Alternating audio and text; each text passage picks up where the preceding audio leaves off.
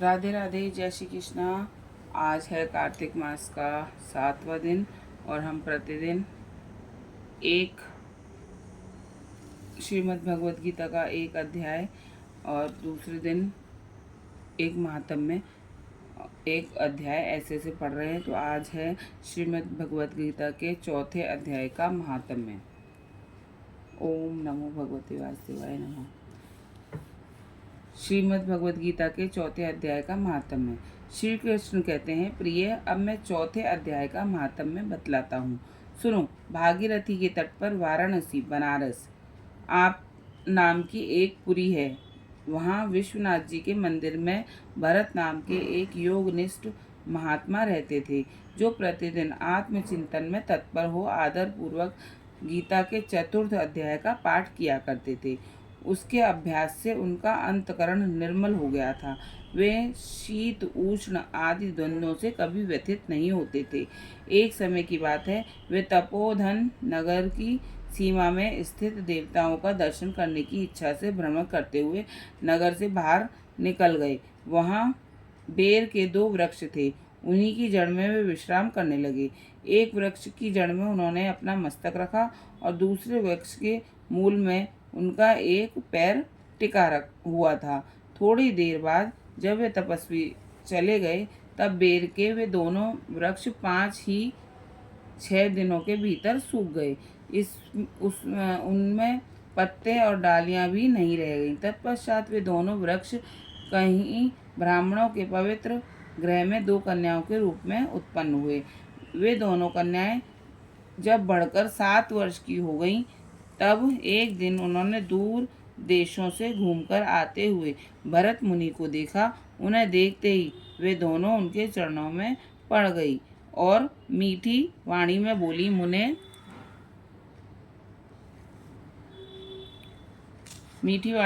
मुने, आपकी ही कृपा से हम दोनों का उद्धार हुआ है। हमने बेर की योनि त्याग कर मानव शरीर प्राप्त किया है। उनके इस प्रकार कहने पर मुनि को बड़ा विस्मय हुआ। उन्होंने पूछा, पुत्रियों, मैंने कब और किस साधन से तुम्हें मुक्त किया था? साथ ही यह भी बताओ कि तुम्हारे बेर के वृक्ष होने में क्या कारण था, क्योंकि इस विषय में मुझे कुछ भी ज्ञात नहीं है। तब वे कन्याएं पहले उन्हें अपने बेर हो जाने का कारण बतलाती हुई बोली, मुनि, गोदावरी नदी के तट पर छिन्न पाप नाम का एक उत्तम तीर्थ है, जो मनुष्यों को पुण्य प्रदान करने वाला है। वह पावनता की चरम सीमा पर पहुंचा हुआ है। इस तीर्थ में सत्य तपा नामक एक तपस्वी बड़ी कठोर तपस्या कर रहे थे। वे ग्रीष्म ऋतु में प्रज्वलित अग्नियों के बीच में बैठते थे। वर्षा काल में जल की धाराओं से उनके मस्तक के बाल सदा भीगे ही रहते थे तथा जाड़े के समय जल में निवास करने के कारण उनके शरीर में हमेशा रोंगटे खड़े रहते थे। वे बाहर भीतर से सदा शुद्ध रहते समय पर तपस्या करते तथा मन और इंद्रियों को संयम में रखते हुए परम शांति प्रदान करके आत्मा में ही रमण करते थे। वे अपनी विद्वत्ता द्वारा जैसा व्याख्यान करते थे, उसे सुनने के लिए साक्षात ब्रह्मा जी भी प्रतिदिन उनके पास उपस्थित होते और प्रश्न करते थे। ब्रह्मा जी के साथ उनका संकोच नहीं रह गया था, अतः उनके आने पर भी वे सदा तपस्या में मग्न रहते थे। परमात्मा के ध्यान में निरंतर संलग्न रहने के कारण उनकी तपस्या सदा बढ़ती रहती थी। सत्य तपा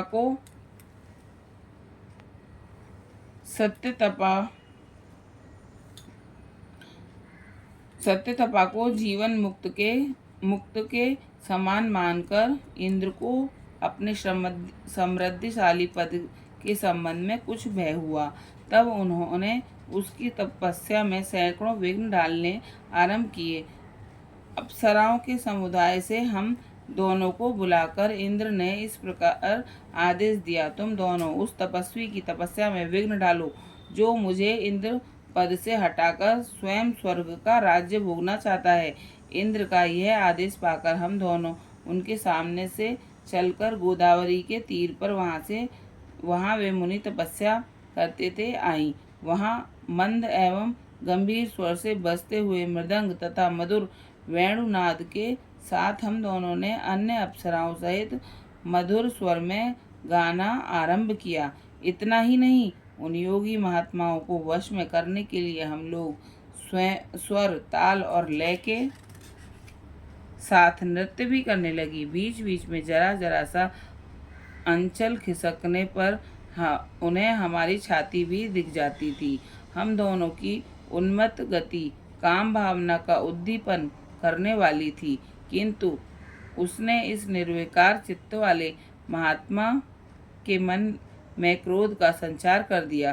तब उन्होंने हाथ से जल छोड़कर हमें क्रोध पूर्वक श्राप दिया, अरे तुम दोनों गंगा जी के तट पर बेर के वृक्ष हो जाओ। यह सुनकर हम लोगों ने बड़ी विनय के साथ कहा, महात्मन, हम दोनों पराधीन थीं, अतः हमारे द्वारा जो दुष्कर्म बन गया उसे आप क्षमा करें। यूँ कहकर हमने मुनि को प्रसन्न कर लिया। तब उन पवित्र चित्त वाले मुनि ने हमारे शापोद्धार की अवधि निश्चित करते हुए कहा, भरत मुनि के आने तक ही तुम पर यह श्राप लागू होगा। उसके बाद तुम लोगों का मृत्यु लोक में जन्म होगा और पूर्व जन्म की स्मृति बनी रहेगी। मुनि, जिस समय हम दोनों बेर वृक्ष के रूप में खड़ी थी उस समय आपने हमारे समीप आकर गीता के 4थे अध्याय का जप करते हुए हमारा उद्धार किया था, अतः हम आपको प्रणाम करती हैं। आपने केवल शाप से ही नहीं, इस भयानक संसार से भी गीता के 4th अध्याय के पाठ द्वारा हमें मुक्त कर दिया है। श्री भगवान कहते हैं, उन दोनों के इस प्रकार कहने पर मुनि बहुत ही प्रसन्न हुए और उनसे पूजित हो विदा लेकर जैसे आए थे वैसे ही चले गए, तथा वे कन्याएं भी बड़े आदर के साथ प्रतिदिन गीता के 4th अध्याय का पाठ करने लगी, जिससे उनका उद्धार हो गया। ओम नमो भगवते वासुदेवाय नमः। ये हमने गीता का महात्म्य कर लिया। अब हम कल गीता का 4था अध्याय का पाठ करेंगे।